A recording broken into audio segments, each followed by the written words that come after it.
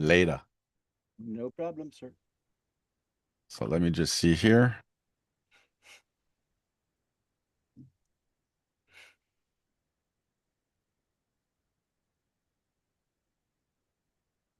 Here we go. Good evening, my friends. My lovelies, mes beautés. AJ from Andrew James Photography here, co-hosting here with Mark Alari from our group in Facebook. Hey, Mark, how you doing, man? I'm doing fine. I wanted to wish happy holidays to everyone in the group and hope you have at least one dream that comes true. Yes, yes, yes. It is the last episode of the year 2025 for our um photography with AJ. Well, it's with AJ and Mark, usually Uncle Bob and Melina. And And quite a few new others, too. yep, exactly. We've got a few new people coming on too. And this is actually episode 99. So that means that our next roundtable in January, en janvier, notre table ronde qui va être justement, avant que j'oublie, le prochain date pour la table ronde, ça va être en janvier. Voyons, j'ai perdu mon calendrier. Let's bring that back. Calendar. Which will be the 17th of January, le 17 janvier. Ça va être le prochain um, table ronde, justement.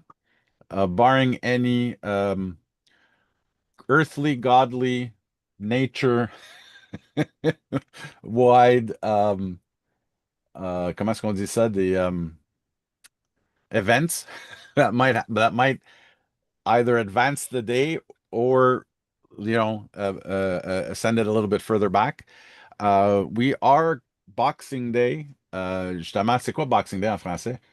C'est Y ça. a-tu même une... Non, il y a Boxing Day qui se dit, mais quoi, c'est le retour des non voulus, là, tu Ouais, sais. mais c'est ça exactement. It comes from retail. Um, but we are Boxing Day Friday here in Montreal.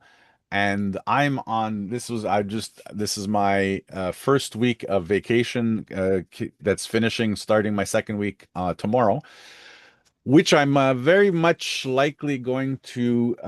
What are you doing tomorrow, Mark? Tomorrow is what? Tomorrow, Saturday.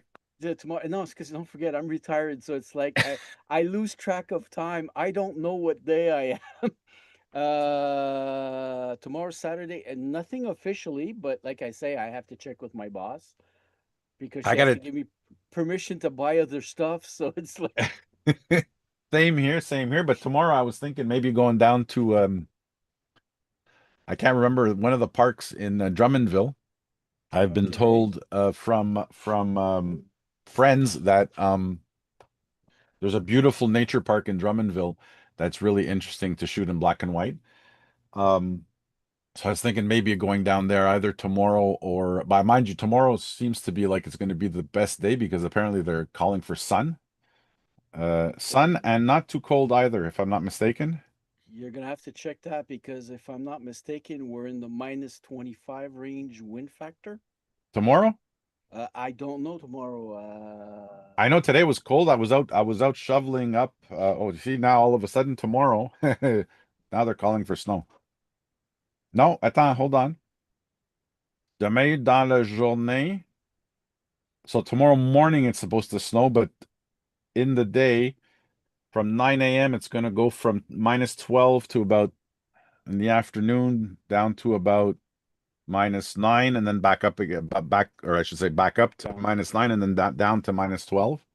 okay. Um, oh, but tomorrow early evening might even be a night that I can pull out the Astro stuff and do something in the backyard or something. I don't know. We'll see. Anyways, but now I got 2 more weeks of vacation left, so I really want to go out and do some shooting.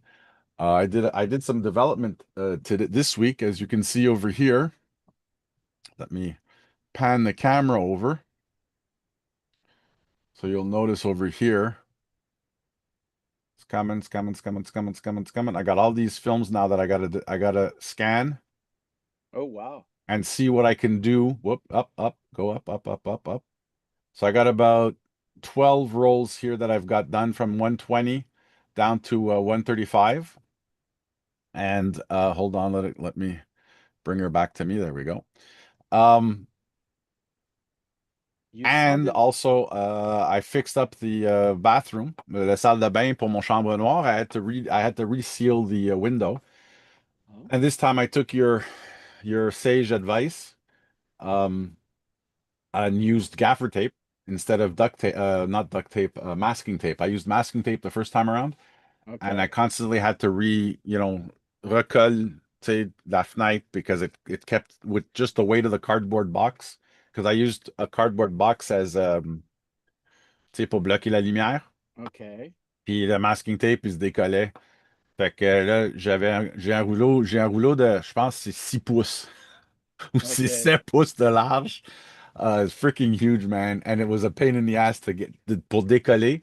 C'est une vieille rouleau, puis évidemment, euh, I'll say après un be certain temps, careful. ça colle, puis ça laisse le gomme dessus. Anyways, vas-y. I'll say be careful, AJ, and to anyone trying out. Si moindrement votre tape il est vieux ou quelque chose comme ça peut laisser du résidu Ouais, sur c'est vos ça. cadrages puis tout ça. Des fois, si vous faites une opération court terme, allez chercher du masking pour des peintres. Vous avez la couleur orange, la couleur bleue qui va tenir, mais dès qu'on l'enlève, elle laisse aucun résidu. Mais c'est pas permanent, c'est court terme. Puis si vous utilisez le même technique que moi j'utilise des sacs de vidange industriels. Alors l'épaisseur est très épais. Alors quand je mets ça devant une fenêtre, moi, ça masque la lumière. Alors je suis capable d'utiliser le plastique devant ma fenêtre. Puis quand j'ai terminé, je peux rouler puis laisser la ventilation se faire sur la fenêtre. Parce que si moindrement il y a trop une isolation, vous allez vous ramasser avec de la glace. Puis ça m'est déjà arrivé chez moi. Puis ça a fait un peu de dégâts. Alors, c'est pour Mais ça que. ce que j'ai fait, c'est que sur le cadrage, I put masking tape on it, and I made the masking tape kind of go, over the ledge. OK. And then j'ai collé le gaffer tape dessus. Because I knew my gaffer tape it's like 3 years old, and I haven't used the roll since. Um, so I figured at least by putting une couche de masking tape, ça va me donner plus de chance. Oui. I just hope that, it's going to hold and stay longer than it did. So far, it's stuck there longer. Puis il décolle pas. And I think also that the gaffer tape is thicker than the masking tape, and being that it's already black, ça bloque encore plus la lumière. Oui. Parce que justement, j'avais fait, tu sais, où ce que la boîte était juste pour la fenêtre, puis tu sais, où ce que les panneaux là pour fermer, OK. I blocked that with another piece of cardboard, and the masking tape, the light would shine through it every time, so fallait recoller. Mais là, avec le gaffer tape sur le carton à carton, ça a bien marché, ça a de l'air. Fait qu'on verra qu'est-ce que ça va donner. Justement, peut-être cette fin de semaine, je vais faire une petite session de chambre noire. So maybe next week or the week after, Mark, you can come down. I know I got Alex who wants to come from Laval. He wants me to give him a little crash course on it, on developing too. OK. Um, but I'm gonna probably develop next week for sure. OK. So I'll hold you. I'll text you when. How was your Christmas there, Mark? Nice and quiet. Close family here. We did a brunch. I even saw your salutation there, your little mini video that you served us, and it looked appetizing. The same thing here, where we had fruits, quiche, and many things. I even tasted for the first time of a Canadian tradition, un sandwich au pain, which Un is sandwich au pain. ouais, c'est ça, c'est que c'est une grosse brique. C'est une grosse brique. Attends, si m'a essayé de trouver une photo, j'ai pris une photo de quelqu'un. C'est une grosse brique avec du fromage en crème, plusieurs couches de pain. On met des œufs, on met du jambon, on met plusieurs affaires. Écoute, j'ai jamais mangé ça de ma vie. j'ai essayé ça, moi, dernièrement, là, puis écoute, c'était super bon. Ça a été super agréable, là. Une nouvelle affaire qu'on a essayé. Puis toi, comment ça a Fantastique. été? Ah, ça a bien été, ça a bien été. Non, New Year's Eve, what am I saying? Christmas Eve, on était chez ma belle-mère avec la famille, avec les sœurs, puis le frère à Sarah. Um, puis I attended since my dad passed away, I attend whatchamacallit, midnight mass over here at the old church, which is just down the street from the house. And the next morning, like you said, and I posted it on my Instagram. I posted my I usually it's a Sunday brunch, but we kind of went all out for the brunch this year for a Christmas day. We had waffles, we had bacon sausage, we had gluten-free sausage. The waffles were gluten-free too for my daughter. Um, I made a coulis au bluet et mûr, Des murs, yeah. blackberries, des mûrs. Yeah. It's kind of like it looks like a raspberry, but it's black. Yeah. Fait que ça a bien sorti. J'étais surpris que I got it on the first shot. I even mixed in a little bit of sirop d'érable, just to give it a little bit more of a, Quebec less Gold. sugar, more syrup type thing. You know what I mean? Yeah. Et puis c'est ça. Today it was more of a relaxing day. It snowed over here on Christmas Day. So I kind of held off on doing the snow, they didn't even clear the streets over here. So this afternoon I went outside and I did a quick clearing of the snow here from the neighbor in front of my house. I did his driveway too. And as a matter of fact, one of the Christmas gifts I got from my little one. She's 10. Many of you might have seen me already, surtout with Bière et Camera Montréal. I brought it out a couple times. I got myself Kodak. It's called a Charmera, and it's supposed to be like almost a replica of a 110. It's a 1.6 megapixel sensor. It does digital. It works on mini, not compact flash, SD, um, the Micro mini SD SD. cards. And my daughter went out and because they've made this, sorry, they made this camera in 7 different models. And one of the models, she went on the internet and found the color code and made me a keychain out of she's got like a laser pen 3D laser printer type thing and it melts plastic. She did a really good job because she got all the right colors. She even got the 1987 over here on the top. This is supposed to be the lens. This over here, this is the flashes. Wait, the flash is over here. So if you look over here, the flash is there, right? And then over here, there's a mock fake viewfinder, and she put the viewfinder on this side. She did such a good job with it. J'étais tellement content.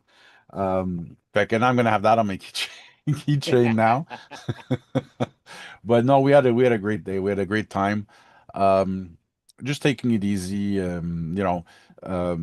Catching up on my film development. Now I've got all kinds that I'm gonna be doing a couple of live videos when I do my digitizing and conversion back to positives. And then from there, I'll decide what I'm going to do in the dark room, depending on I even found one of the films that I shot 2 years ago using my H35 Kodak H35, which was the half frame Instamatic that Okay. Kodak made. So I'm eager to see how those are going to scan out. They seem to be. I got about. It looks like I'd say easily at least half, if not two-thirds of the film has images on it, so I'm eager to see what that comes out with.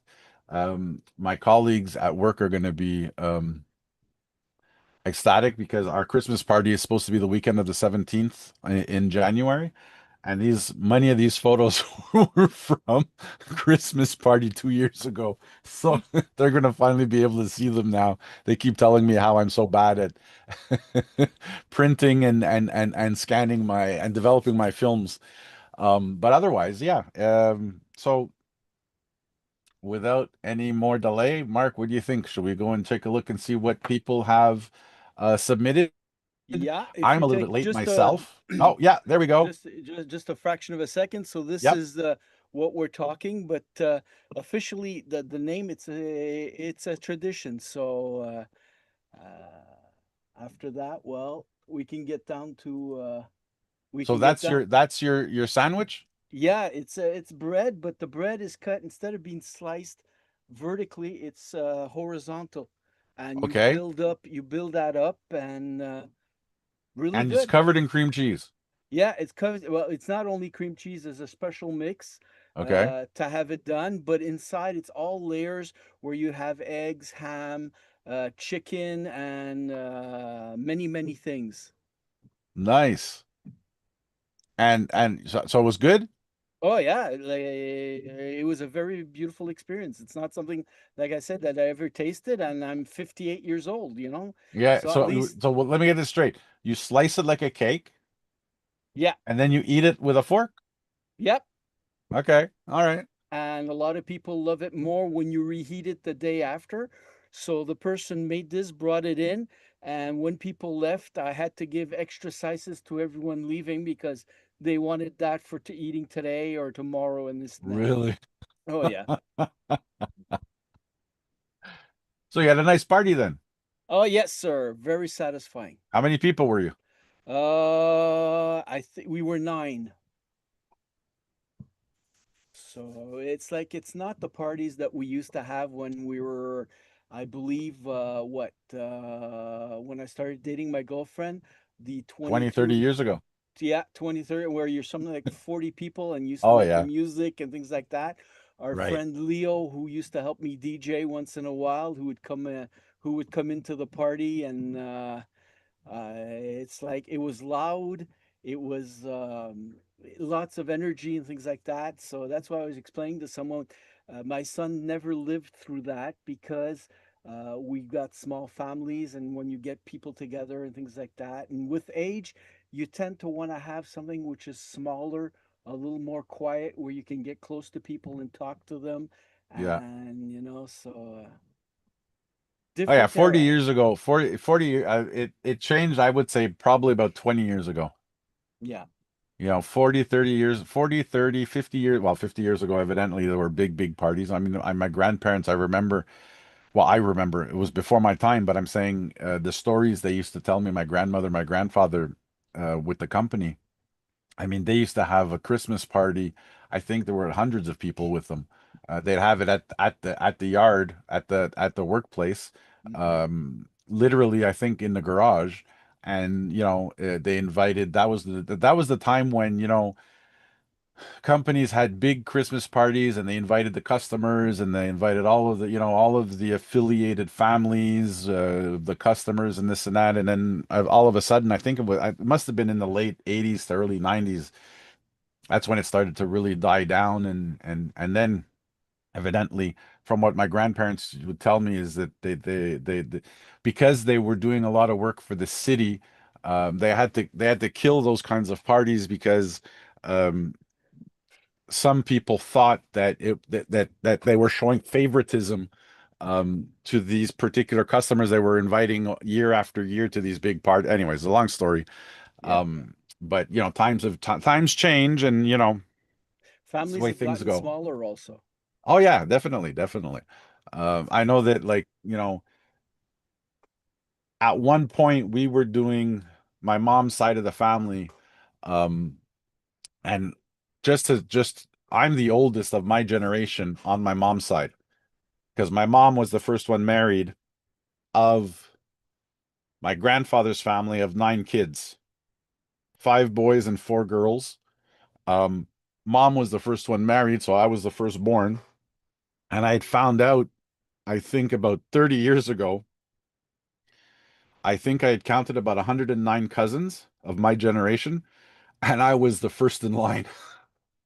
Ouch. I'm like, So, what the hell? How come there's nobody in front of me? And it didn't occur to me that my grandfather was the oldest of the family. You know, he was the oldest, and all my great uncles, my great aunts were all evidently all younger than he was. But it never occurred to me being the oldest of my generation.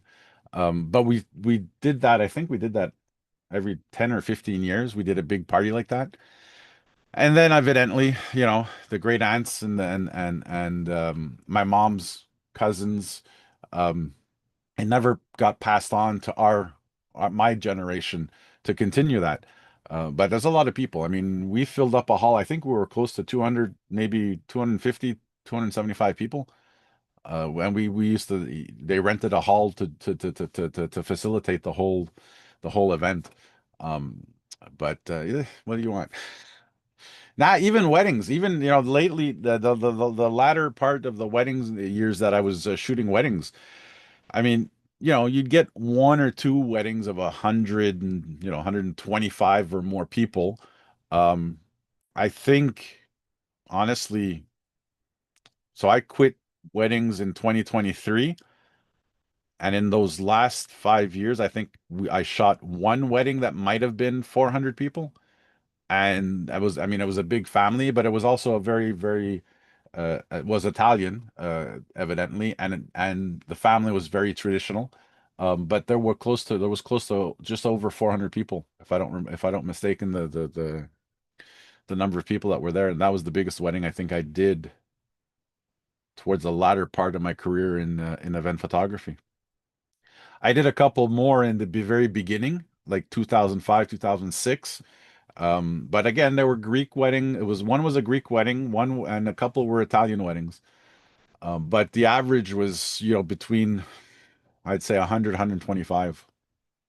well, So, nowadays it's so expensive. I think people concentrate more on their homes and oh yeah, immediate friends and family for a party, definitely. And it's true though, things have truly gotten expensive.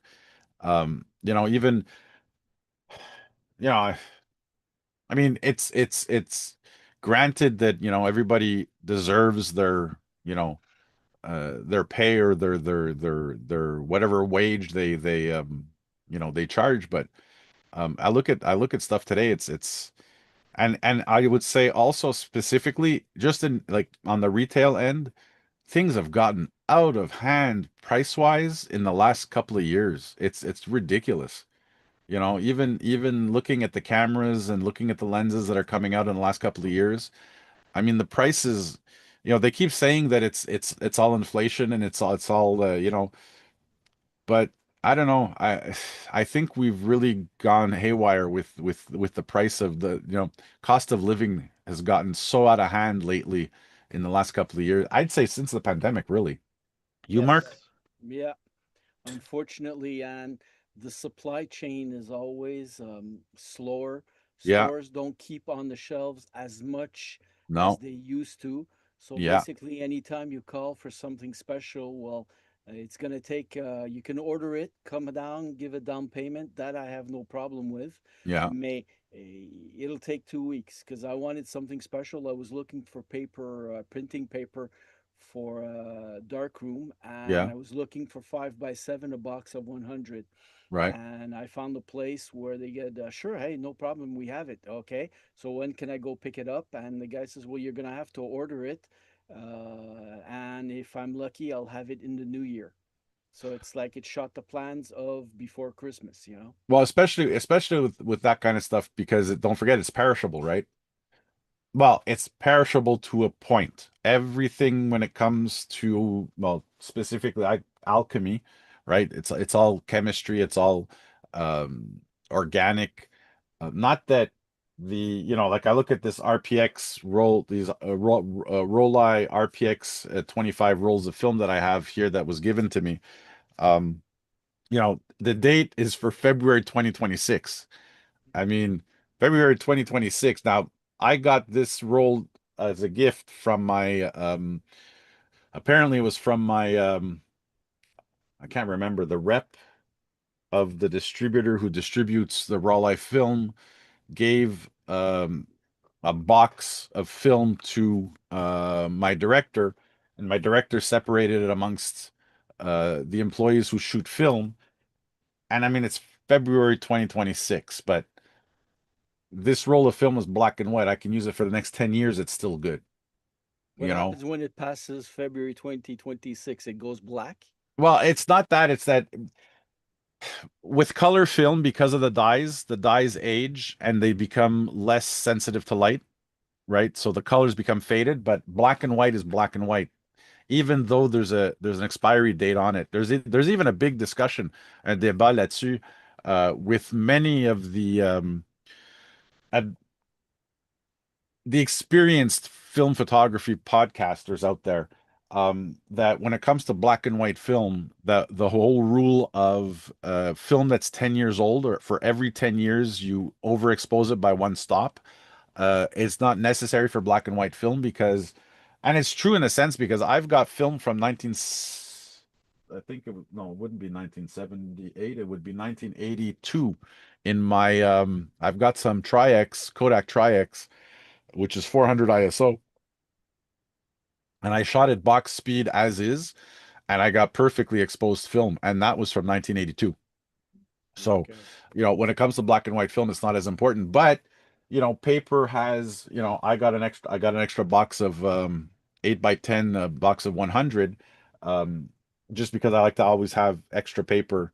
Um, I do have a partial box of 5 by 7s when I started doing the dark room in the bathroom.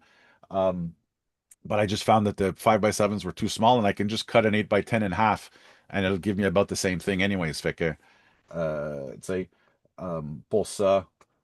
I try to stay in the 8 by 10, and later on, probably as big as a 11 by 14, but probably no bigger. Um, but again, I've got chemistry. I just realized the last film development session I did on Instagram, my my chemistry, I usually put the date when I mix the chemistry, and it occurred to me that my stop bath, my fix, my hypo cleanse, and my photo flow were actually mixed in February of 2024, and I'm still Ouch. using them. I'm still using them. My stop bath hasn't indicated that it's exhausted yet, and I've gone through at least 40 rolls of film. My fix, I do every month. I do my they call it a leader test. So I keep all the leaders that I snip off my films when I'm loading it into the reels, and then you throw that into your fix, and within 2 to 3 minutes, if the film comes clear, transparent, then your fix is still good. Yeah. And well, my developer, I did another session. I developed 6 rolls of film with the same solution on the same date though. I didn't like I won't reuse the chemistry, my developer itself. Well, pourquoi qu'elle veut pas? Hey, now it doesn't want to give me. Hold on a sec. What is this? Kill that. Give me that. Give me this. I just got to reset my camera because my camera zoomed in on me for no reason. So while you're resetting your camera, how do you Yep, test paper developer to see if it same expires? thing. So what you do is you take the paper, right? And let me think. So you take the paper, you expose it to white light. Okay, so you take your, remember whatchamacallit strips there, the test strips that we do. Yes. I don't, did my camera reset? Hold on, there we No, go. Yeah. it's Encore okay. trop proche? No, no, it's okay. Okay. Fait que c'est ça, fait que you expose your paper, and your paper should turn black within that first 2 minutes, Ah, okay. right? Um, the fix, on the other hand, I forget there was a, you can do the same thing with your fix on the paper, but I forget if the, yes, if I'm not mistaken, you put the paper in the fix Okay. or your whatever, your 2 to 5 minutes. When you turn the lights on, so long as the paper doesn't, it's got to stay white. Because what happens with Okay. paper is that if you leave it in the light, it will start to turn pink on you. Okay. As the silver highlights get exposed, right? The developer turns them black, but the actual paper turns kind of like a magenta. Yeah. When you put it through the fix, it shouldn't. The white paper should stay white. Okay. Okay. But even at that, I use the same fix that I use for the film to fix my paper, which is Ilford Rapid Fix. Yeah. Um, and as long as I'm doing my leader test in the fixer, that's telling me that it's not exhausted figure. Oh yeah. No, it's because I'm kind of curious. You're the one who informed me that a lot of people use the technique.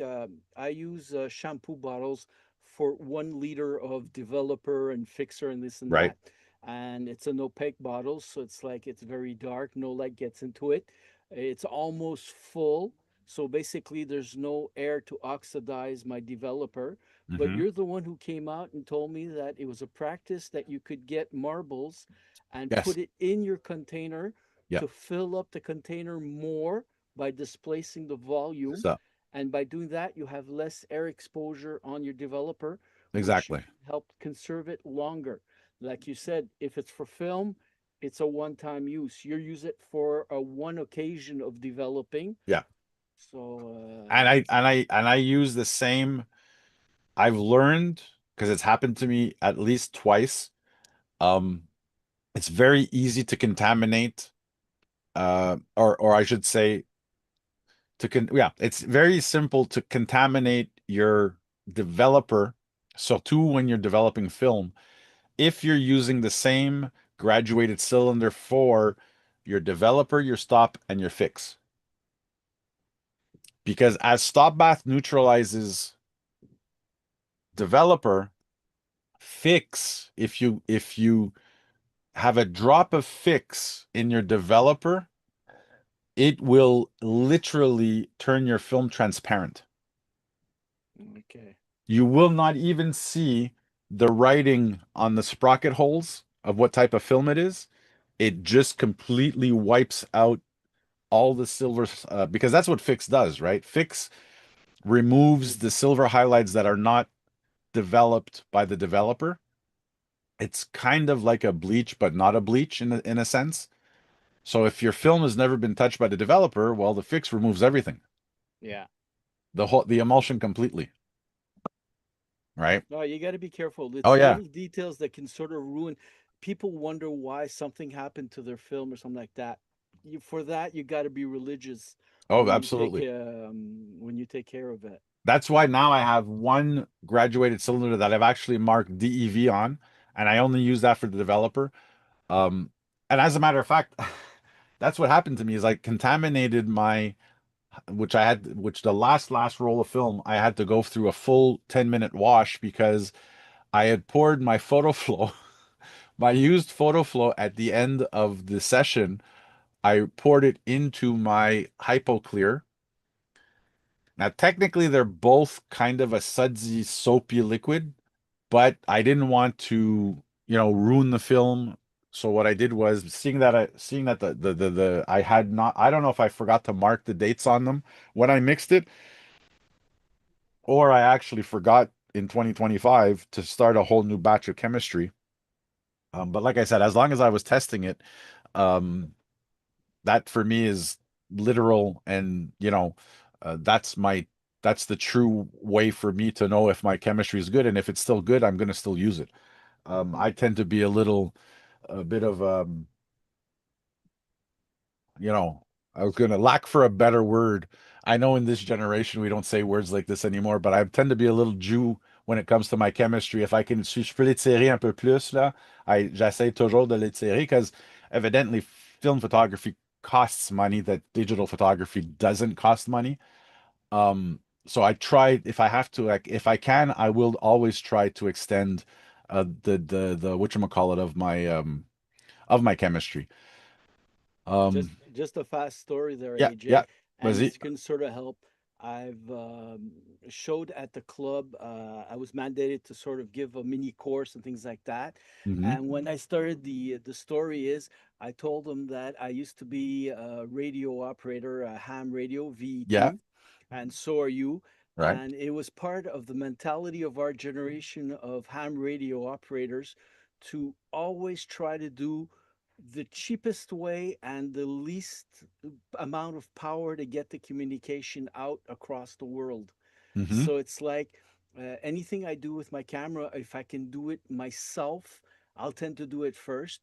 If I know I have to do a contract, you wouldn't go for a big company and bring in a very home entry camera and get a contract for $100,000. Right, It right. doesn't make sense. If you work, you got to get the right equipment to work and do it properly. But Okay. to go outside, it's like I was telling you the other day, I'm slowly trying to do a box camera. Well, hey, a cardboard box, a lens, a piece of glass, how do you say, wax paper on the glass to give a Right. reflection. It's all these things that I test and I do, and then I learn. And eventually, well, if I'm lucky someday, I'll have the same camera as AJ, his horseman, and I'll enjoy myself. But until then, the journey to get to that, that's what I learned. For sure. Absolutely. And that's the joy. That's my joy in photography is the journey. The journey is more even my joy than the final product. It's getting that, like I said, tomorrow if everything goes well and I do end up going out to the nature park with my horsemen, I've already got it set up with some Pan F is it Pan F? Yeah, the 80 ISO Ilford Pan is it Pan F? No, not Pan F. Orth is it? Anyways, I know it's an 80 ISO in there. Um I've got 8 shots all ready to go, and before I take out, with the temperature too, before I take out the 4x5, my Nagaoka, because the whatchamacallit, the bellows on the Horsemen are a little bit more, Fragile. no, more robust, because the one on the Nagaoka are is a not cardboard, but it's almost a fabric, while the one that's on the Horseman is kind of more plastified. So I Okay. think it's a bit thicker, so there's less chance, I think, of it freezing on me. Okay. Worst comes to worst, I might take the 4x5 out only in March, but if I can though, on when we get some nice warm humid days, that's when I'm going to take the Nagaoka out. Mark, what do you think we look at a few Right. photos there? Yeah, I think we should get going there. Here we go. We're gonna share the screen. We can and then we can continue talking more afterwards.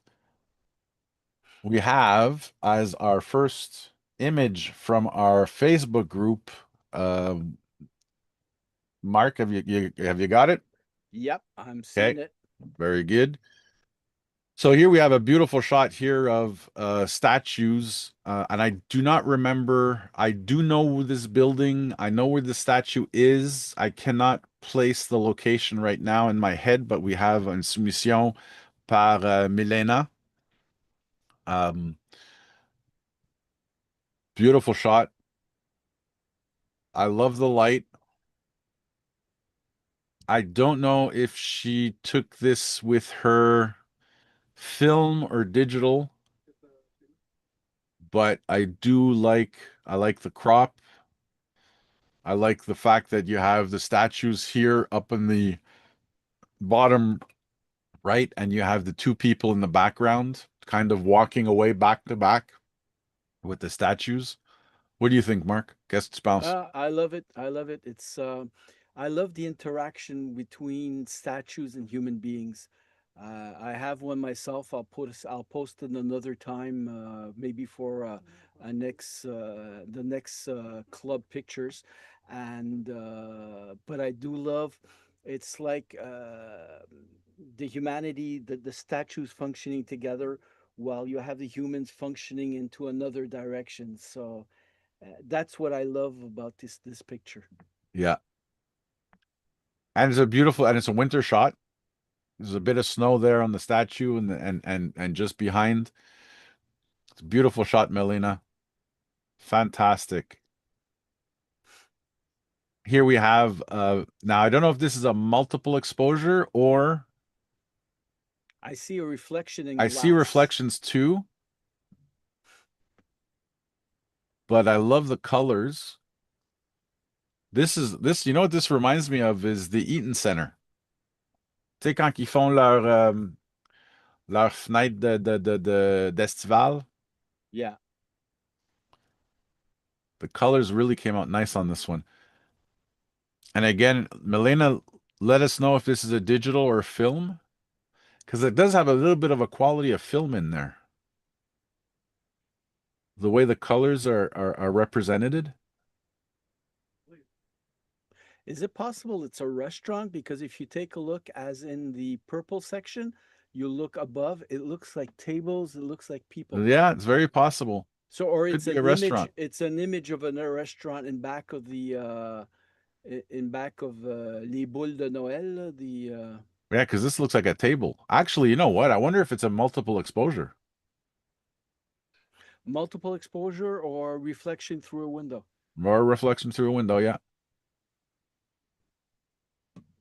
Nice shot there. And a shot at midnight on December 1st. Or Oh, no, sorry, wow. that was uploaded. I think Yeah. that was when it was uploaded. Here we have another beautiful indoor shot. Now, if the phone booth could only be blue. Yeah, exactly. And that's at the Ritz-Carlton. Yeah, that's right. And I believe that really is a working telephone. Yeah. I think so. I think that might, yeah, that might actually be a working telephone. Beautiful shot there, Milena. Ah, This in one the looks digital. Chinatown. Yeah. Yeah, Chinatown. This looks digital because of the vignette. I'm wondering if this one might also be with her phone. Still very, very interesting shot. I like the way that she zones in on the lion with her lighting. Very well done here, Melina. Congratulations. Now, I don't know, maybe if it's because you have something that would disturb the picture, but I would have moved the lion more to the right because he tends to be looking in a certain direction. But maybe there's something that would break the picture if I see what you mean. Yes. uh, You mean to remove this here.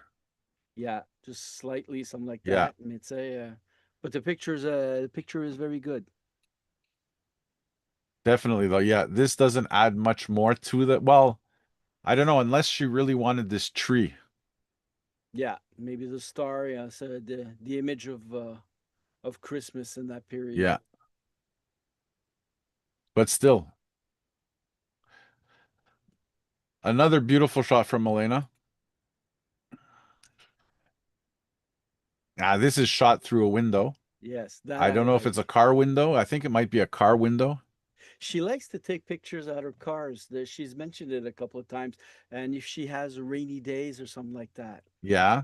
This one looks either like it's a rainy day. I don't think it's snowing, but it does look like it might be a wet day out. or if there's any snow outside and it's just melting on the window. Yeah. But again, very nice shot. I like the way that she applied the blur to really zone in on the entrance of the building. Yeah. And I like the opposition of the red light Yeah. and the petit bonhomme that says to walk. So it's either stop or walk. Why?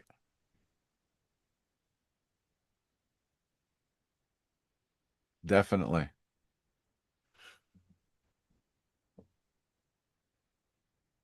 Mark, Yes. this AJ is came your over. this is one of your first attempts at the dark room, no? Yes, if you take a look at the picture that's on the left side, for some reason I thought it was the Olympus OS10, I think, or not OM10, sorry. Right? And I thought it was the photographer that had the vision problem focusing until AJ came over to, we had an evening where I had a couple of photographers over and basically I was using my equipment in the very first times and AJ sat down a few minutes and kept looking at my pictures and something was bothering him until he decided to take my larger apart. So you're getting a heart attack, and then he's asking me all these bizarre things. Do you have this type of wipe or this type of cleaning agent to clean? And he actually cleaned the lens and basically reset the condensers properly. Which probably happened is when the enlarger was moved from the other place where it belonged originally to my place, probably the condenser was slightly moved Oh, off, that's right. probably slightly off Yes. sync. So Yes, yes, basically, yes. I would zoom, and that was the best picture I could. And after AJ left, I took the same picture, except I reversed the negative, and I tried again. And basically, everything is clear, clear, clear, and in focus. So it So wasn't the that camera was the problem.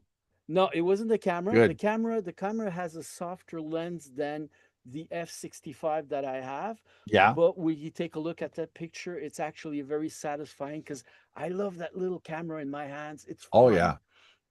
And I really Yours is the loved, OM10, right? yes, Okay.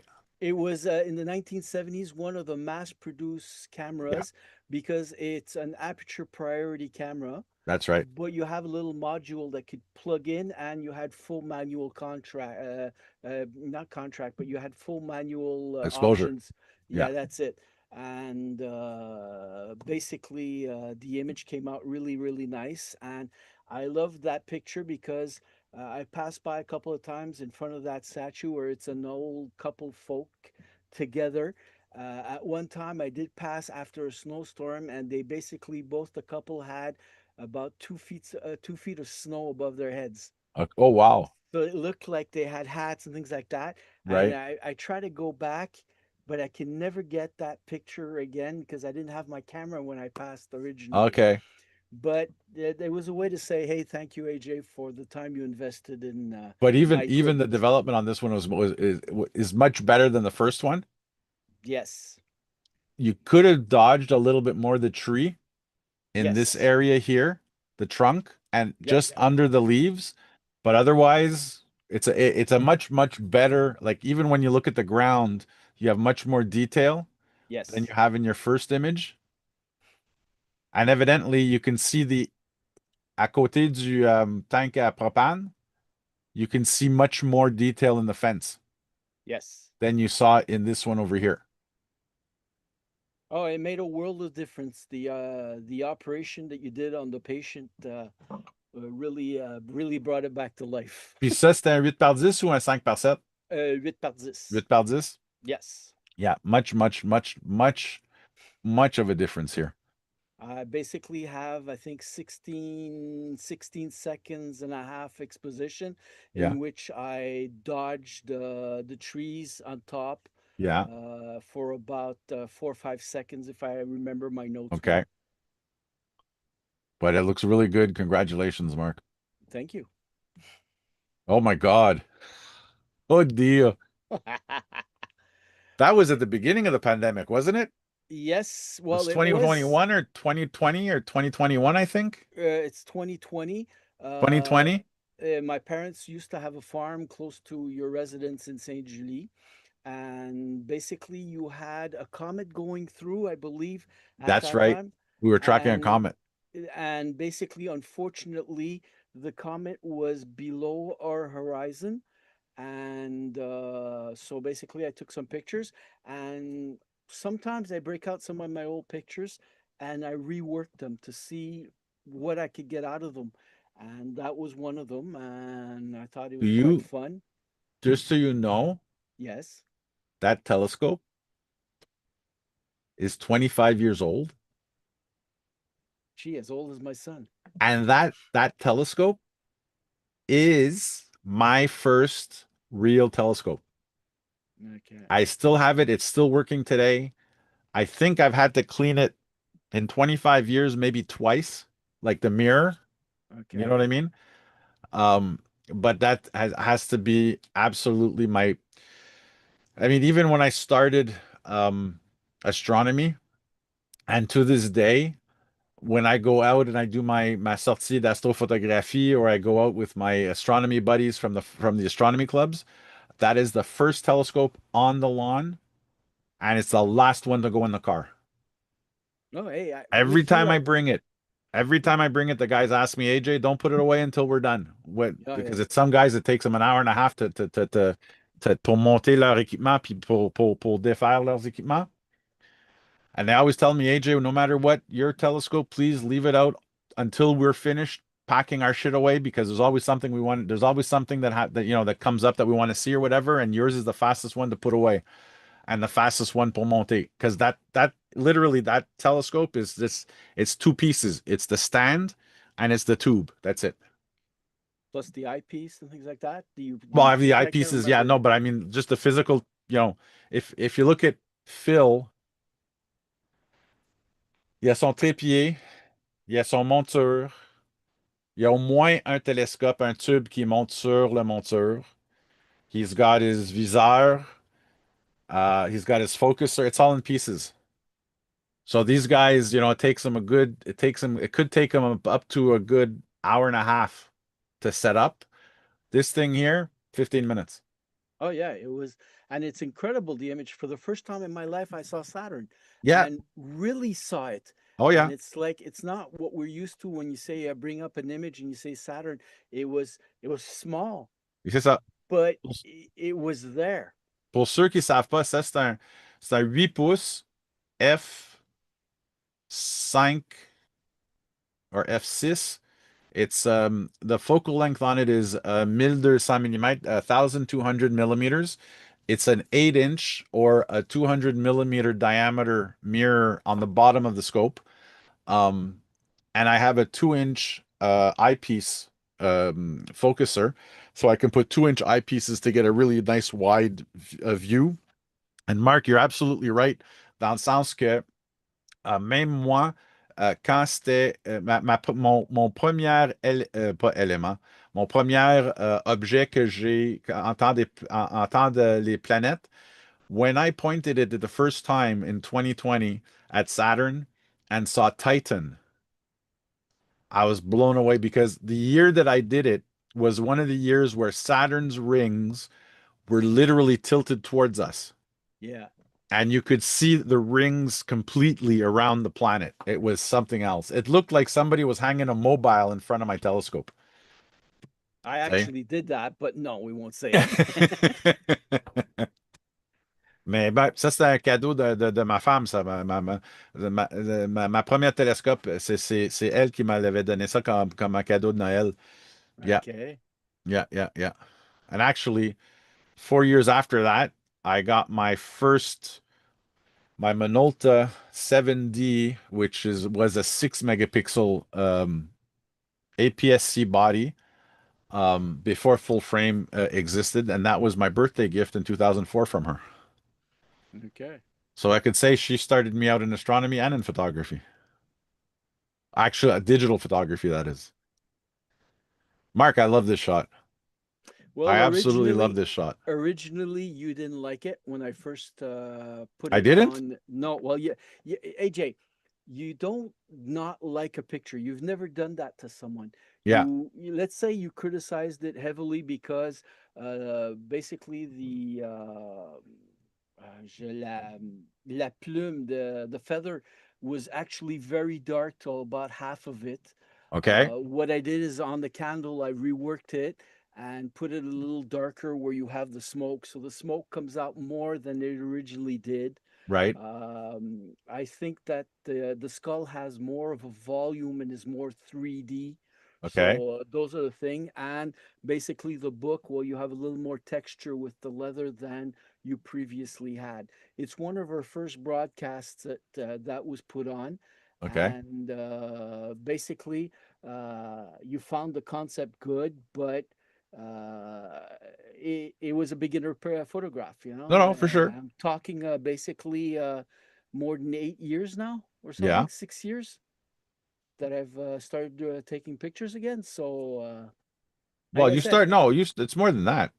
You well, started yeah. before the pandemic. Well, basically, that's a picture of 2017, in the 2018. pandemic. They said, oh, this was during the pandemic? Yeah. Oh, okay. I thought, okay. So maybe I had the T5 the Canon T5 2 Right. years previously to that. But Okay. now it's time to taking the pictures and getting used to it and getting starting to do studio works and this and that. And that What was you it. got to do now, Okay. juste pour te Challenge. lancer un nouveau défi, Okay. with your Olympus Okay. in black and white. Yes, sir. Now, here you shot it with a red light. Uh, yes, yes, yes. I'm Here you shot it turning. with a red light. Shoot it again with a red light. Shoot it with a blue light. And shoot it again with a green light to see how the red, green, and blue affects the black and white film. Okay.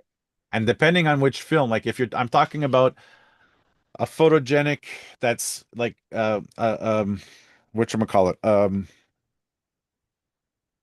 a panchromatic film, Okay. which is sensitive to all spectrum, all visible spectrum, versus an ortho, which is not sensitive to red light, Ah, okay.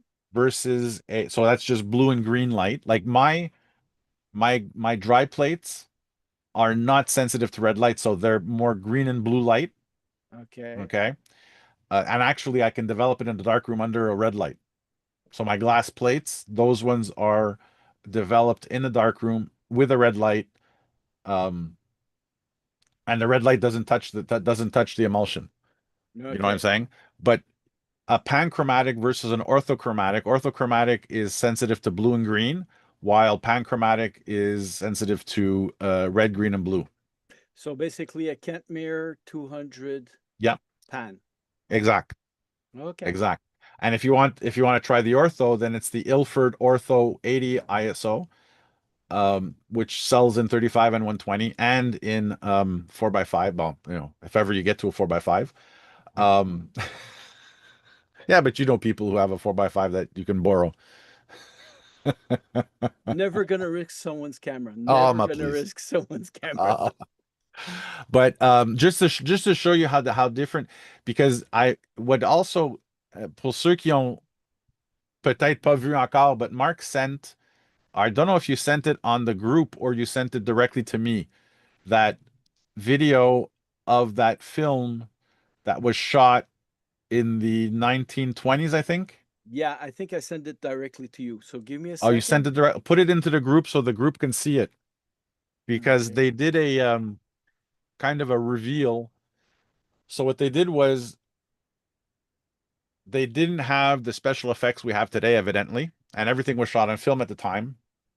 Um, but during the film, there's an elderly lady who turns into a witch, a evilish witch. Um, and I'm not going to give it away, but just using lighting is what made the monstrous facial of the witch come out while the film was I was going to say recording, but not recording, but actually shooting the transformation from her real self to the witch's mask. You have to see the video. Mark's going to put it up on the so that you guys can take a look at it and look at it, like look through it the whole. It's about, I think it's about a 2 minute video. It's Yeah. worth the reveal, just to show you how certain visual effects were done using uh, organic film. It's really interesting the way they did it. And until I got to the end of it, I didn't realize exactly what it was they were doing Yeah, yeah. It's basically how to use filters and and make how it kind of filters fun. affects light. Yeah.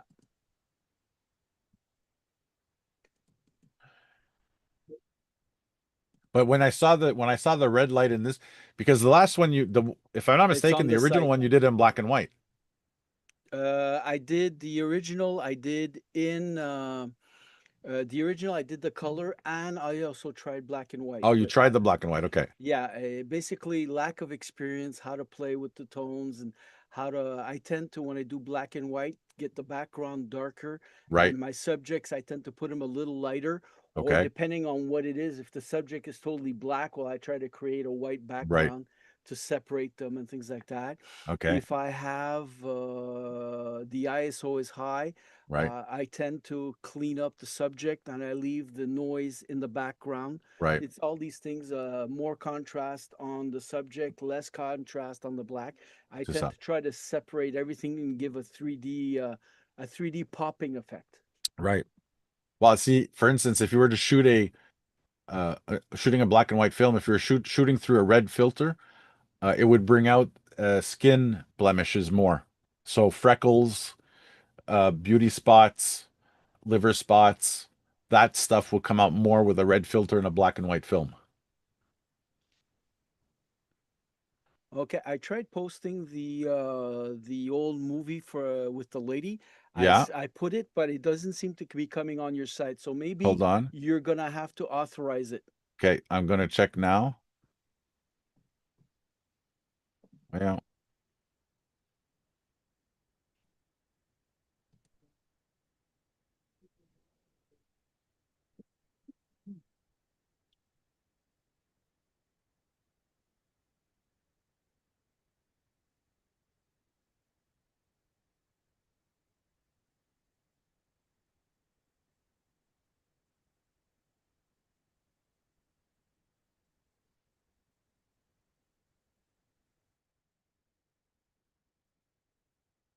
No pending requests.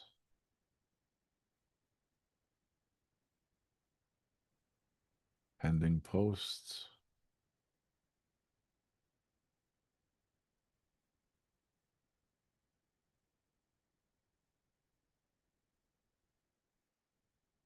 I got your dad's here, which we're gonna look at in a minute.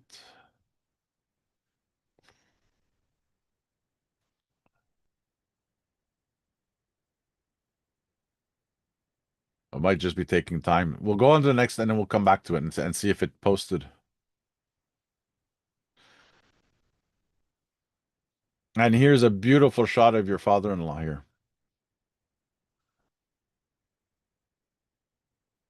Yeah. Now this Mark you said was shot digitally. Give me a second because I was using the PTT. Oh, Yeah, it was done in a room. It was extremely dark. yeah. The light was, believe, halogen. No, which one is orange? In the Kelvin 3,500 range. Uh, Incandescent. Incandescent. Yeah. So it was is completely the picture is completely orange when I took the picture. Right. And what I did is unfortunately I didn't push the ISO high enough. My camera, which is a 5DS, Do you remember what the shutter speed was? the shutter speed, since I was using a 50 millimeter, was close to 50. Okay. Okay. So basically, the thing is, I'm at f1.8. Yeah. So probably what I did is I missed. He moved his head. I know that he moved his head, Yeah. and with the speed and this and that, it was basically a surprise picture. And this is I have an image of my father-in-law. He loves to sit in the sofa, and he loves watching movies. He loves watching sports. So for Right. me, it's an image I'll always have of him. You know. Another technique is that when you're using such large apertures where you have very shallow depth of field, don't take the time to pre-focus. Just press through. Ah, okay. Press through so that it shoots it immediately after it does the focus. Well, then you can't. Tu peux pas recadrer then. Well, no, that's why with the digital cameras you can move your center spot, move it to where you want the focus to be in Okay. the image, right? Place it on your subject and just I mean, we always say, I mean, especially film photographers, we'd pre-focus and then we'd crop afterwards, right? And that's my technique is I always center my focus spot. Je mets mon mise au point au centre, je vais chercher l'œil, je pèse à mes courses, puis je prends le temps pour cadrer par après. But because you're using such a shallow depth of field, because evidently what happened here is also very, very possibly what happened is when you pulled the trigger, so when you push down on the shutter, you pull the camera slightly, or actually you pushed it forward maybe. You might have leaned forward when you pressed, right? And that's a natural movement that we have to deprogram our body from doing, that when you press the shutter, you only move these two knuckles, these two joints here. Don't do this, don't do that, don't do this. Really just, right? That's just a little bit of practice. Oh, I know, but I did notice when I was learning camera, I used to have a bad habit first where I'd focus, and I noticed that when you're sur record, how do you say it in English again? Reframe Okay, or when I recrop. recropped, I would tend to move forward or backward and That's not right. just moving the plane of the camera where it Yeah, would stay centered depending on it. So I basically move a little forward or a little backward. exactly. That took me a couple of slaps behind the head, like they say, Oh yeah, yeah, for to sure. correct that. But that was Definitely. done. Yeah. I mean, I to this day I still make the same mistake, but I consciously try to not do that anymore. But we're all human. We all, I mean, mistakes will happen, and we're just distracted or whatever. But it's always a good thing to notice these things, to be able to get, because from here the shot looks fantastic. We notice it now, I'm not a pixel peeper. I've never been a pixel peeper. But you'll notice it just by when I do this, the focus is here. The focus is in this area right here The focus is on the sofa. instead of right. Um, and again, with the quality of the film it was in the day, compared to, well, in the day, the quality of 35 millimeter, and I stress 35 millimeter film, because the larger the film physically, the more grain I have to capture the same image, which makes the grain in itself much finer on a large format or on a medium format film than on a small. And 35 millimeter is considered relatively small compared to the other smaller. I mean, I'm sure you've seen my famous, which I still have to develop, but my famous James Bond camera, Spy right? camera. This camera is actually contains film that's actually just 8 millimeters wide. So the film, the shot on this particular film here, it's smaller than a 110, because a 110 is a 16, if I'm not mistaken, is a 16 millimeter film, and this is an 8 millimeter film. Um, it makes a total difference. So I'd see your picture on the side of a building there. If you Sorry, blow if you would blow that camera up, the film of that camera up, you could actually put this on the side of a building. this one, or No, you no, talk no. I'm this talking one? about your Are you spy kidding? camera. Never. Are you kidding? All you would see would be grain. You'd have to be standing a kilometer away to see the image. Okay. Um, but that's how resolution works. That's why I shoot my 4x5. That's why I shoot my dry plate, because I know that nothing digitally can even come even slightly close to my 6x9, or my 4x5, or my 4x5 plates. You know, Okay. um, that's totally different. Something that Totally different. something that you said, can you go back to the in-laws picture? Something that you told me once and I didn't know about it before when I took that picture, but I Yeah, found out afterwards. You said that if it's a color yeah, and I put my ISO too high, yeah. you'll have more noise in it. Yes. But if I convert the image to black and white, even if I have more noise originally, it will not show in the No, picture? because noise is an electronic effect of oversensitizing your color pixels. Grain on film, to be able to capture more light, the grain has to be bigger. Therefore, you wouldn't see all this detail in the sofa with a, what did you shoot this one at? 3200? Yeah. So at 3200 ISO, the grain is literally like points from a pen, a ballpoint pen. Okay. That grain would be so large that you would not be able to see the tissu, the fabric of the sofa. Okay. Okay, you would just see tones of the slight difference in grays that you see here is all you would see in that type of um, grain. Rather, with digital photography, evidently, because your sensor is only made of three colors, 50% of your pixels are green, 25% are blue, and 25% are red.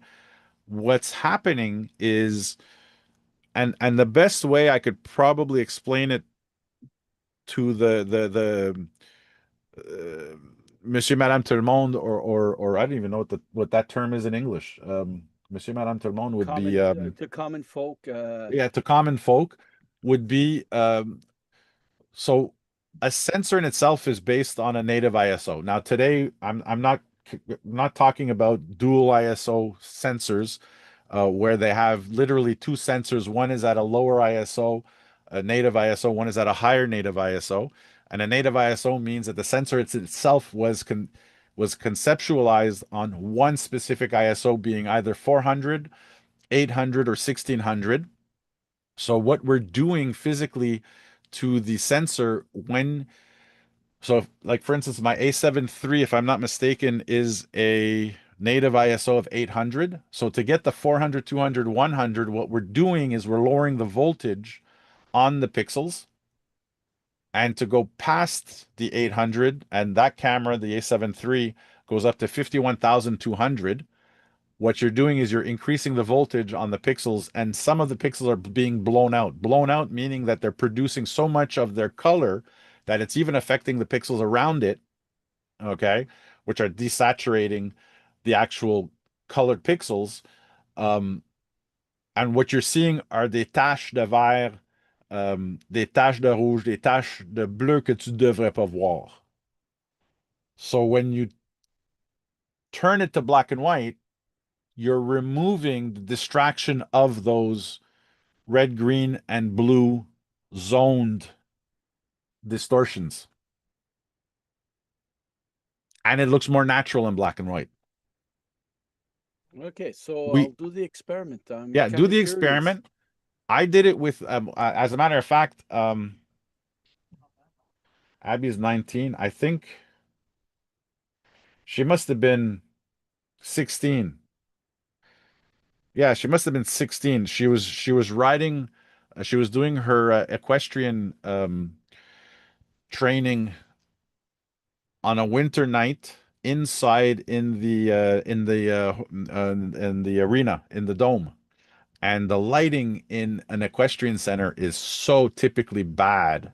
Literally, the light is brown, okay, and it's so dark. She must have been at about I'd say about 100, maybe 125 feet away from me. I had my 200 600, my 200 600 millimeter with me at 600 millimeters, and I'll never forget. I needed to have at least a 400th of a second to freeze her on the horse. Not the motion of the hooves, but the horse, the body of the horse, her body on the horse, and just even a little bit of her hair in the air. I was at 51,200. Now, this is not an image that I would do a 16 by 24 with. Out, definitely not.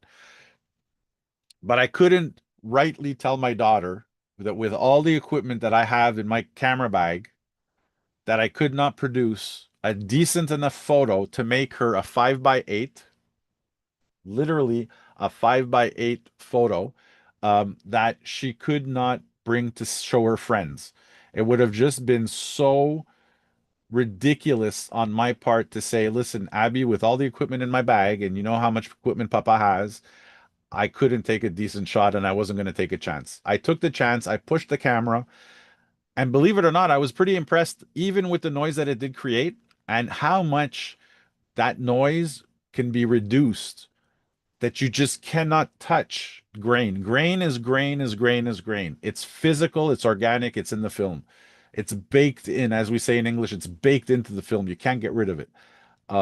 So evidently, it makes you more conscious of what you choose for what kind of lighting in film photography, and digital photography just makes it that your ISO has become so variable nowadays. And specifically in the last 10 years, it's gotten so much better than it was 10 years ago.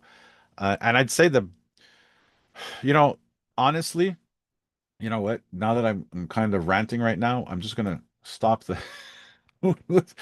let's make me a little bit bigger on the screen there.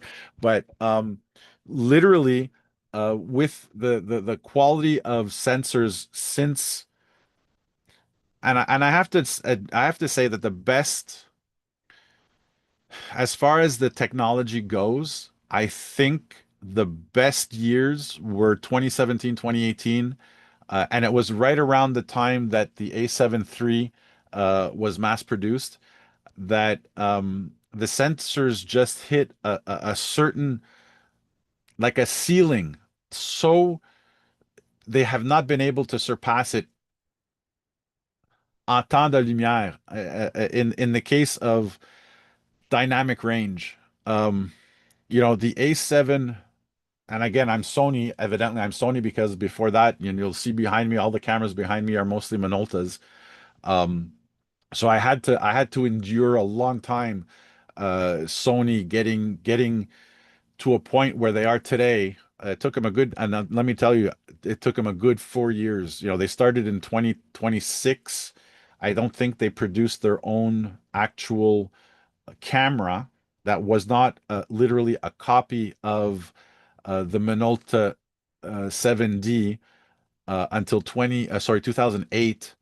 It took them a good 2 years before they started, and 2010 until they really matched the quality of Nikon and Canon and Olympus and even Panasonic. Um, I just think that 27, so the A7 III had 14.7 stops of light as far as dynamic range. And then in 20, so that was 2018. I think it was in 2022, the A7 IV came out and they only added a third of a stop. So they hit 15. And what is it now? 2 or 3 weeks, they came out with the A7 V and they were only able to hit 16 stops of light. So I truly think that when it comes to the digital sensor hit its peak in 2017, 2018. That was the year when um, the sensors just jumped such a large tier that we've just never been able to reproduce that. It's like Mark, do you remember the BMW 2002? We're Not a going car. back. I'm not a Car. car guy, but yeah, I think yeah. BMW built this one model car, was a 2002, and this was I think it was in the 50s or the 60s. This was the only car that at any particular speed could not be flipped over. And from that one model, they were never able to reproduce that safety effect or safety in any of the following models after that. But there was just no way to take that car off of its four wheels, whether what speed you were going at, how sharp of a turn you take, it was just impossible to flip that car over. And I So think that basically, I should get that car now. it's an old car. Let me tell you, it's an old car. It almost looks. You remember the old Fiat? Yeah, I do. Almost like that kind of a box. It had a shark nose, right? But it was one of their was and it was just a manufacturing, not a defect, but A I side don't know. effect. Side effect of their manufacture. Yeah, exactly. It was just the dimensions were just so perfect that it was just in any particular case that was so low to the ground, the center of gravity was just in that right spot that there was just no way to lift more than one wheel off the ground. That car just stayed on the ground on the four wheels, or at least on three wheels. And I think that's what happened in 2017, 2018. The sensors had reached a point where, and still to this day, I think it might be the fact that we have to I think to be able to break this threshold of 14 to 16 stops of light, it's like we're gonna have to reinvent a new element, or I should say discover a new element to be able to make these sensors, because and for me, that's what's most important for me. It's the dynamic range of the sensor, not the speed of the autofocus, not how many, I don't need 1,000 spots of autofocus on my sensors to be able, I only need one spot. That's it. Whether I place it myself or I keep it centered, I don't need a camera like now the A7 V apparently, and I still have, I listen, I'm not crapping on Sony. I'm just saying that as far as engineers, um, as far as the technology is gone, I think we've reached a particular limit where we just can't surpass. I mean, the best of the best of the best was in 2017, 2018, and we just haven't been able to outdo that yet. I Not don't to say believe that we any won't be other able to do it in the company. future. Sorry? I don't believe any other company has surpassed or anything like that. No, Everyone's yeah. probably reached, like you're saying, with the technology that we have today, until they find a new way of transmitting image, they'll be stuck Yeah. in the same technology. It's like in the it would have been in the late 80s to early 90s when Kodak and Ilford invented the new so in film photography now we have two types of grain. We have what's called cubic grain, which is more kind of square, rectangular, and then we have what's called tabular grain, which was invented in the late 80s, early 90s, which is basically the Ilford Delta professional film, which is a finer grain film. And the would be the Kodak T-Max, which is also of that same type of grain, which is called tabular grain. And what it actually is that, and the tabular grain actually the grain looks like little tiny T's, and it fits better on the film because it's kind of more of a mosaic, like a digital sensor might be, rather than being the cubic, which is more organic, more, different shapes. Some are round, some are square, some are triangular, some are, you know what I mean? Um, it changed the whole finesse of film in those years because they had reached a point where, but again, it didn't, as much as it was a finer grain than the traditional grain has still lived on since, all the Ilford HP, FP, the Kodak Tri-X, the Pan-X, the Ortho, that's all no, sorry, not tabular, that's all traditional cubic grain. And that still lives on today. Um, but I mean, it's all style too, right? It depends on the photographer what they like. I'm still shooting and I'm still discovering different films myself. Um, and for 2026, I've given myself the mandate to start writing about the different films I'm using and the different cameras that I'm using, taking leads on from a lot of the podcasters that I listen to, like Camerosity, which I partake in once or twice a month.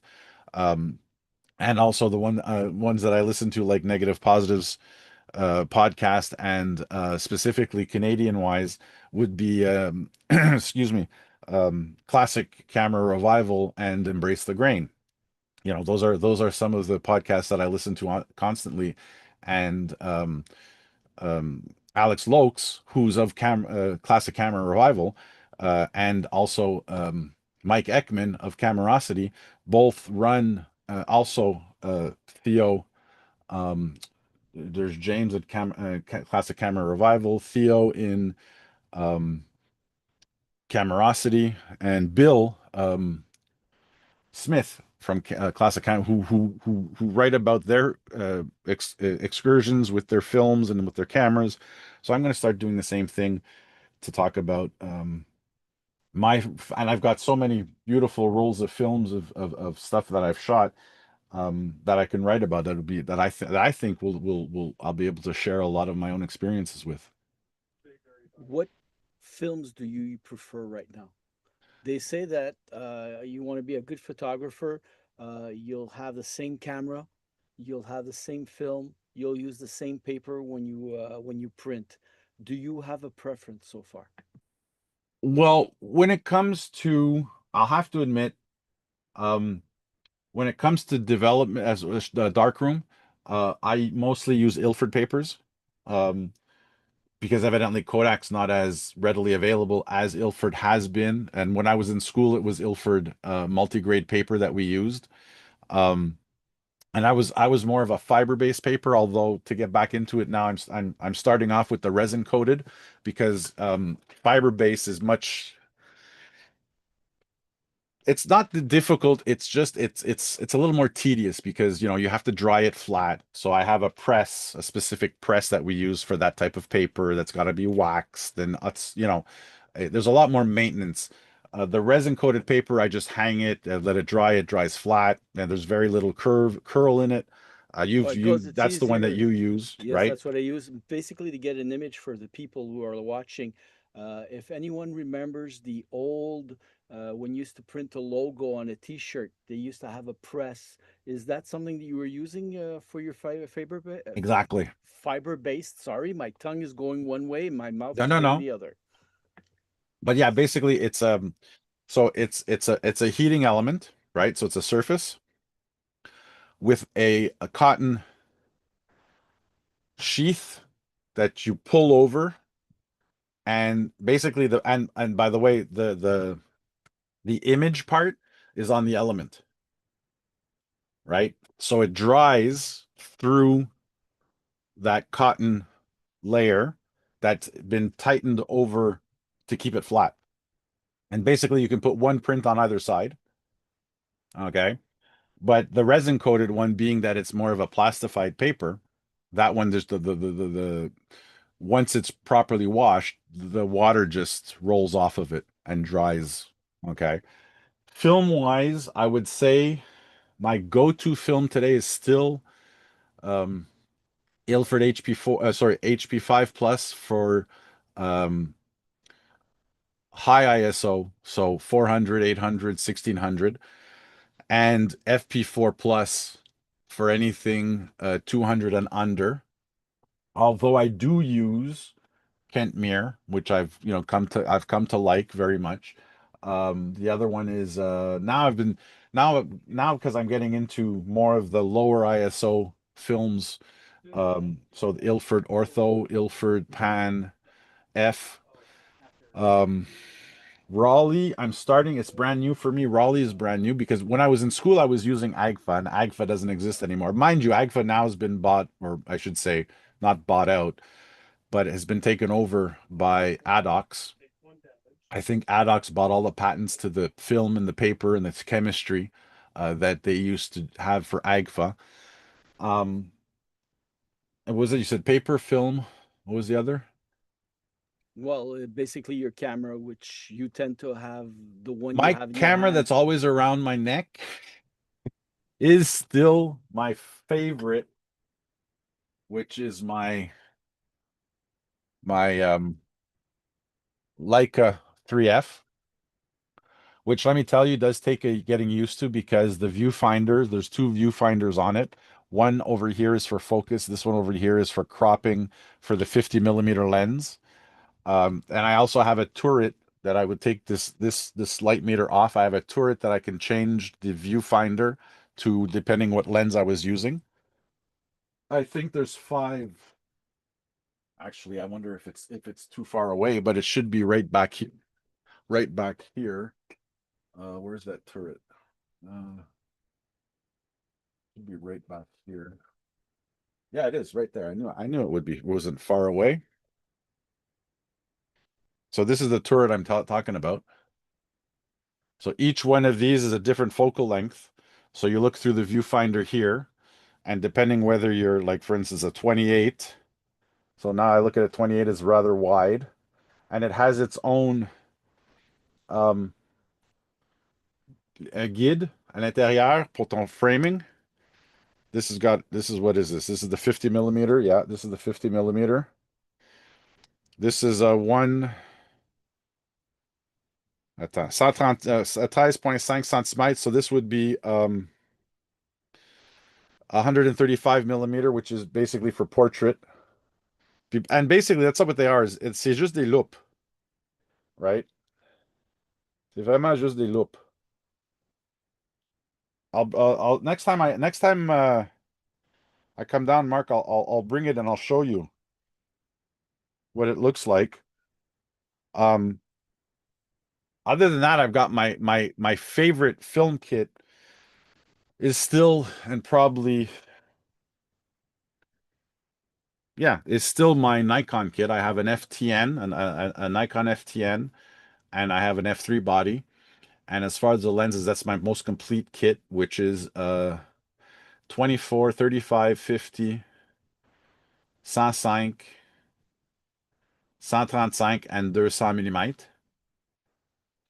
mm. My newest kit that I've been testing lately, that I got a couple years back, one from one of our used vintage equipment buy events at Gosselin, is a and I'm still shooting my second roll of film, I think, in it is a Raleigh SL35M, and that one has a 28 no, yeah, a 28, a 50, and a 105 millimeter lens.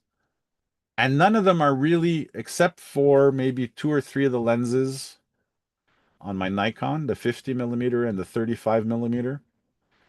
And on the Raleigh, I think it's the 50 millimeter or 2.8s. Everything else is either a 3.5 or a f4, 3.8.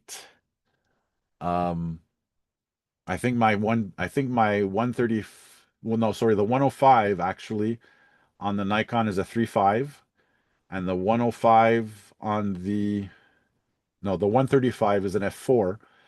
So they're, they're not bright, not the brightest of lenses, but for what I do, it's more than enough. And then evidently, if we're talking about medium format, I have a Bronica, I have the Yashicas, the 128, the 124s. Um, but I gotta say that lately, this past year, my favorite's been my Horseman, because it does shoot, literally, it shoots 6x9. I do have I have a couple folders, Kodak Tourists, and of the tourists, the folders, I think my Voigtlander Bessa one is the favorite there. And then again, my 4x5, I only have one 4x5, and that's been my baby for, wow. When did I get that camera? That was one of my mentors in portrait, not portrait, but in landscape photography, a member of my photo club at the time in Saint Lambert, Michel Berard. I still own his Nagaoka 4x5, and he's still surprised that I still have it. But that has to be my most favorite 4x5 so far. I had I did have a Crown Graphics, no, sorry, a Crown Graflex, or I should say, no, it wasn't a Crown, it was a Speed Graflex. And that was a 4x5 in the same style as my Horseman. Rather, my 4x5, I can show you my 4x5. I believe I have a picture of it. Hold on. I believe I have a picture of it in the media. Oh, did I put it? So my Nagaoka.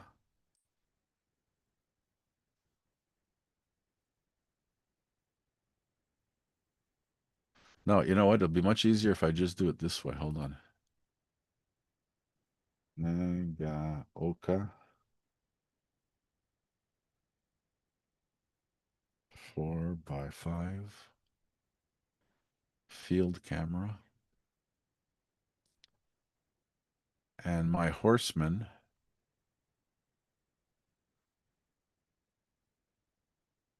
Horseman 760.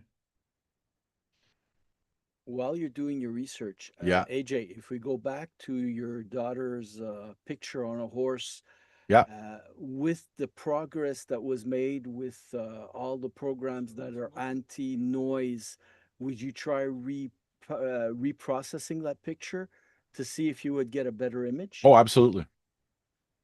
Absolutely. Specifically, just to say specifically with the like Lightroom, I use Lightroom as my software, and already I tried a shot. My camera starts to have enough noise that you need noise reduction at about 12,800 ISO.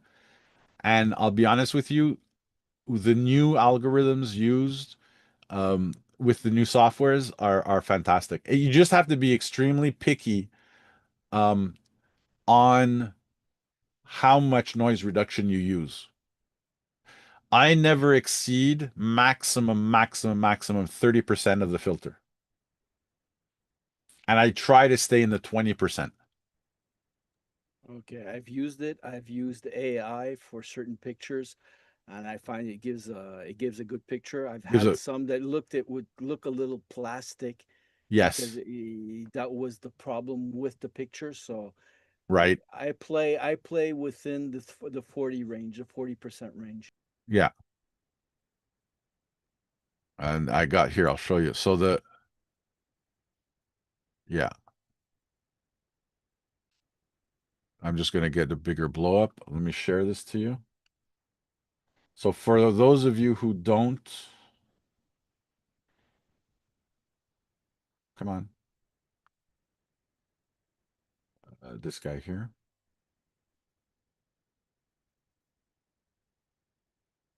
Okay. So this is my Nagaoka. Oh wow, I didn't realize this was it was even an eBay. And I have actually with this camera, I have three lenses. I have a 127 millimeter. I have a 90 millimeter. So the 90 millimeter is the equivalent of about a 28. The 127 is about a 50, maybe a 45. And the two, no, sorry, the 127 would be because my 210 is a 60 millimeter. The 127 would be approximately a 40 millimeter. Um, so this is my Nagaoka. Um, and my Horseman would be this one over here. Yeah, this is my Horseman over here. Now I have the one advantage I have is that my Horseman has a top viewfinder that I can use with multiple lenses, and I have a on that one I have a 105 for the lens. I just want to check. And the funniest thing is that this particular camera, I still have not been able to find an actual user manual for it. Um, but I do have, and this I have serial number 31 or 35, I believe, of this model camera. So my camera was probably fabricated in 1971. They no longer make the camera. I think they only lasted about 10 years, 10 or 12 years to be certain. Um, but this is still, my favorite. And it's probably this is a camera I would never get rid of. Even if I had the opportunity to get another 4x5, I would still keep this one. I would change probably the bellows after a certain amount of time. But because they just dry, they do get dry after a certain amount of time, although mine are still good. And I don't know if Michel had his when he had the camera, I mean, if he had them changed or if they're the original. I think they're the original bellows. Luckily enough, they don't have any pinholes. But it's also a camera that I always keep closed. These cameras, I don't leave them open for extended periods of time because that's how the bellows can dry out. Is there a product that you could apply to the bellows to keep them malleable? There are, I mean, you could probably use some kind of a silicone based, like, remember a moment donné, a Canadian Tire, you could get that rubberized that it was a can, you dip your pliers in and it would recoat the handles of the pliers with a rubber coating. I don't know if that would be particularly good in the sense that because the bellows are compressed so tightly that they might stick and, a moment donné, it might not even open back up again. But if you look at the newer models, they are using less and less cardboard bellows and more, I think, fabric bellows. I don't know if they're cotton or if they're polyester. Some of them Um, are using basically, how do you say, des rideaux, les lattes de rideaux. And okay, it becomes a hard form for your leather to be glued on. okay, So it stays hard. I right, even thought I'm supposed to try eventually in one of my projects. I'll be using Ilford paper. okay, It's hard. If I use basically a quarter of an inch, I'll be cutting my bellows sections right, in a quarter of an inch, and I'll try to make a rectangular bellow just for a test, okay, and to see that. And it's like I was thinking of using that. And if you take a look, basically at the hardware stores, you can get some duct tape that's fully black. So okay, all you have to do is put it on both sides. It'll give you the rigidity for your bellows, and the black tape will make it dark enough that you can have your section made. So it's okay, an easy way of doing it. I'm curious. I'm trying. Like I say, I'll try it. 99% for of the sure, time, things fail, but sometimes you learn something. And if someone's bellows would break, I would actually recommend, if they can open the camera, use some of the tape on the inside for so it sure. wouldn't show, and maybe you can make a quick repair and tough the camera for maybe a few more years before getting a new bellow. Definitely, definitely. As a matter of fact, I've got a couple of repairs I got to get done over my holidays. Um, I've got a Pentax over here that the shutter is blocked, so it's not shooting. I found the repair on the internet for that. I've got a Nikon. What is this? This is a FE. That's not advancing. It's jammed, so I got to unjam. And I know this. I've known the repair for this one. And I have a Canon AE1 that I have to really reseal because one of my colleagues, it's her camera, and we found out that it had light leaks. So I'm resealing that camera for her. And yeah, it's you know, well, Mark, me, you, and Leo, we're taking stuff apart, putting stuff together again. We're not, we're not afraid of pulling a couple of screws out and then remounting it. It's like that time that I had taken for the first time, for the first time in my life, I took apart. I was working. I think I was maybe a month. I was the first month I was a manager of the lab in Laval. Um, we had a problem with the Frontière, which is the machine that we do our film photo printing on, and one of the gears, there was a knocking in the machine. And after talking to the tech, the certified tech, he told me it was one of the gears in the racks that one of the teeth was broken, and it was skipping. So now evidently he told me he couldn't make it back to the store because he covered all of the province of Quebec, and wasn't going to be back in Montreal for another month. No, sorry, another 3 weeks. And I told him, I said, bye, but I can't wait for that. I'm not gonna stop my production for 3 weeks just because there's a gear that's got to be changed. Gear is easy. You take the C clip off, you take the gear out, you put the new gear on, you put the C clip in, you put the rack back in. I took that machine apart. I scared the crap out of my director. I'll never forget. He came in, he looked at the pieces on the countertop. He looked at me, he says, Tabanan, are you going to be able to put this back together before 5? As I long says, as don't worry, Dave, don't worry. I took photos of all where all the screws go that I took off. So don't worry. I got photos. as long as no one moves the screw from where it is, I'll Yeah, know where to put it. And you exactly. put everything in order. The first This screw that comes out is at that edge, and the exactly. last one is at the end at the bottom. Oh yeah. And I mean, we know well enough. It's a serious job. It's got to be taken seriously. So, I covered my ass, and I really did take photos of all the parts that I had taken off just to make sure that I knew where I was putting stuff back. Um, but yeah, I mean, and s surprisingly enough, though, specifically lately in the last couple of years, though, I will say there are more and more young people that are getting involved in repairing all of these cameras. Because the reality of it is that the actual technicians, are either older or have passed, you know? Unfortunately, we're losing an expertise out there, Exactly. and I think a certain channel that we use, I tend to get my information from. So like that, I can see basically the repair for anything in the house, Hmm. and I watch a few. And when I get three similar videos that show me the same thing, Yeah, I know that I basically have the probably the right recipe to get the repair done. And exactly. I've been doing miracles that way, fixing For things sure. that I would never thought of fixed. Believe it or not, I have in my Dropbox, I have every PDF user guide of every camera I've touched in the last 12 years that I've been teaching at Gosselin. Film and digital.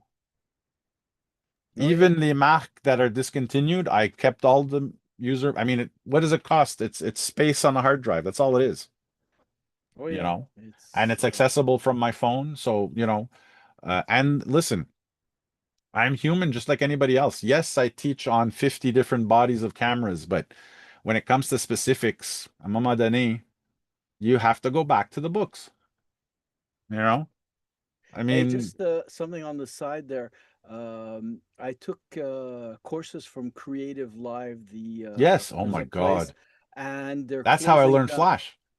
Basically, they're closing down by the end of the year. So if you have Really? an account, yeah, if you have an account before January 1st, you can go on their site, download an uploader, and anything that you've paid for, you can upload to your computer so you don't lose it.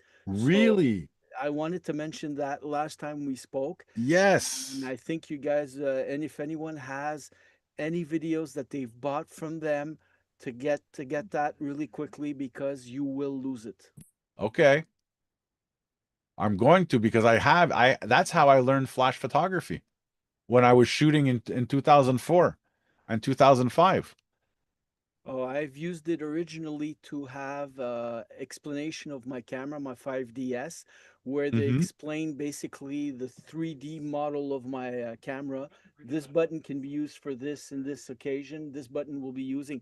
You don't use every button on your camera, but at least if you need something, it's a good reference. Yeah, And a couple of Photoshop videos to start learning masks and this and that to get you started. for sure. Oh yeah, I still have. I see. Hey, oh my God. I'm I'm checking it out now just because you said it. Oh, yeah, I've last week I downloaded because I got an email warning me that I had so much time to do the operation, Okay. and basically you go on their site and like I say, you have to open your account and then you got to look at saving your videos, and you have a an app that you download, and basically I have an icon on my computer. When I press that icon, all the videos that I've paid for are there. Really? Okay. Then I'm gonna do that over the vacation too because January 1st is next week. Yes, sir. Unfortunately.